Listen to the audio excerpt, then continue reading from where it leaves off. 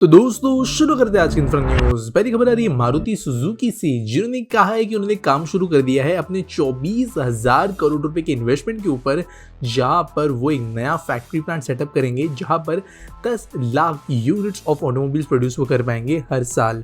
तो ये इनका जो करंट प्रोडक्शन फैसिलिटी है हरियाणा में, उसके ही नज़दीक में मौजूद होगा।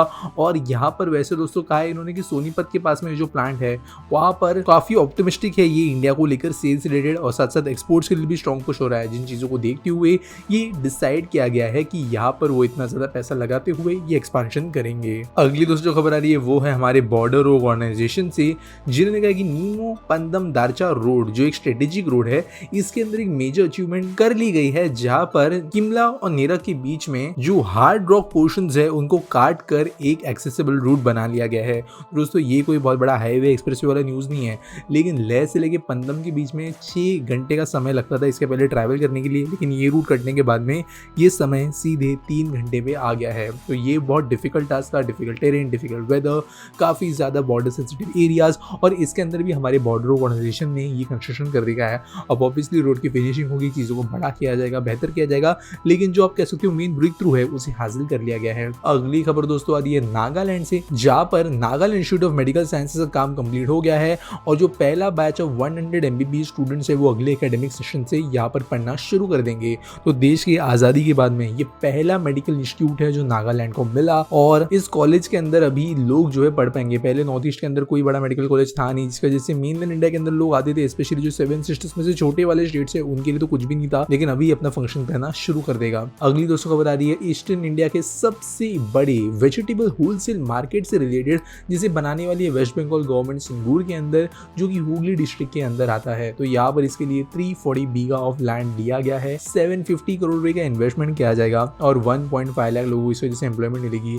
ये जो होलसेल मार्केट होगा यहाँ पर फ्रूट्स, पोटैटो, अनियन और दूसरे वेजिटेबल्स, ये अलग अलग मर्चेंट एसोसिएशन के थ्रू बेचने के लिए यहाँ पर फैसिलिटीज बनाई जाएगी। इसके अलावा डिसाइड ये किया गया है जो करेंटली दूसरे होलसेल मार्केट से कलकत्ता के अंदर वो बहुत ही ज्यादा कंजेस्टेड है, वहाँ पर बहुत ज़्यादा ट्रैफिक इश्यूज तो है ही, लेकिन जितना प्रोड्यूस सेल होना है उसके हिसाब से फैसिलिटीज नहीं है, जिसको देखते हुए ये सेकंड मार्केट खोला जाएगा। तो एक फार्मर सेंट्रिक चीज यहाँ पर की जाने वाली है। अगली दोस्तों खबर आ रही है वो है हमारे देश के अंदर इनॉग्रेट किए गए 91 FM ट्रांसमीटर्स, जो कि 18 स्टेट्स और 2 यूनियन टेरिटरीज के अंतर्गत किए गए हैं। तो दोस्तों अभी अगर हम सिटीज में रहते हैं तो ऐसा लगता है कि रेडियो हार्डली कोई गाड़ी वगैरह में यूज करता होगा, लेकिन रेडियोज का इस्तेमाल होता नहीं है। लेकिन अगर हम रूरल इंडिया के अंदर जाए, जहाँ पर अभी भी जो है कई चीज़ें अब तक एक्सेसिबल नहीं है, तो वहाँ पर वेदर एक बहुत इंपॉर्टेंट चीज़ बनती है, स्पेशली बहुत रिमोट एरियाज के अंदर।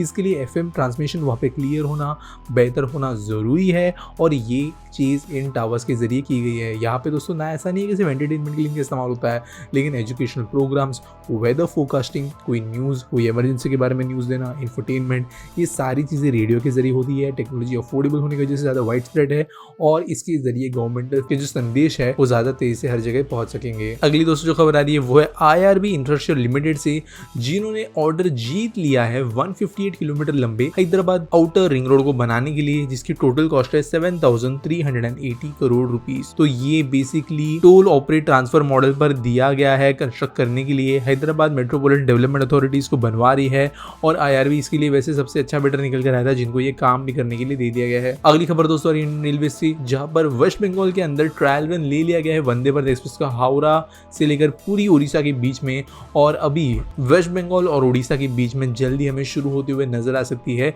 एक नया वंदे भारत एक्सप्रेस रूट। वैसे ट्रेन को और रूट्स पे चलाया गया, भुवनेश्वर, हैदराबाद, पुरी, राउरकेला पे, लेकिन प्रोबेबली जो है हावड़ा पूरी रूट हमें शुरू होते हुए नजर आएगा, और ऑब्वियसली ऑलमोस्ट हर हफ्ते एक नई वंदे भारत आ रही है, उसी के अंदर का एक एडिशन है। आज के आस्क पीटी सवाल के बारे में बात करें तो अक्षर पूछते हैं please shed light on India's maglev plan. तो देखो यार, इंडिया का कोई भी फॉर्मल मैग्लो प्लान आज के डेट में नहीं है, जबकि लेकिन बात करें तो गवर्नमेंट ने अलग अलग स्टेट लेवल पर, रीजनल लेवल पर मैग्लो के प्लान रखे हैं। फॉर एग्जाम्पल मुंबई के अंदर और नवी मुंबई के बीच में एक मैग्लो ट्रेन बनने का प्रपोजल अराउंड कुछ साल पहले दिया गया था, लेकिन वो कभी एग्जीक्यूट नहीं हो पाएगा। सेम चीज जो है कई दूसरे कोने में दी गई थी, सिर्फ नाम भर के अनाउंसमेंट, लेकिन कोई भी ऐसा मैग्लो प्रोजेक्ट इंडिया के अंदर नहीं है जिसे सीरियसली लिया गया, प्लान्स बने, DPR बने, कुछ उसको स्टेट प्रोजेक्ट या नेशनल प्रोजेक्ट डिक्लेयर किया गया, ऐसा कोई मैग्लो नहीं है, प्रोबेबली होगा भी नहीं।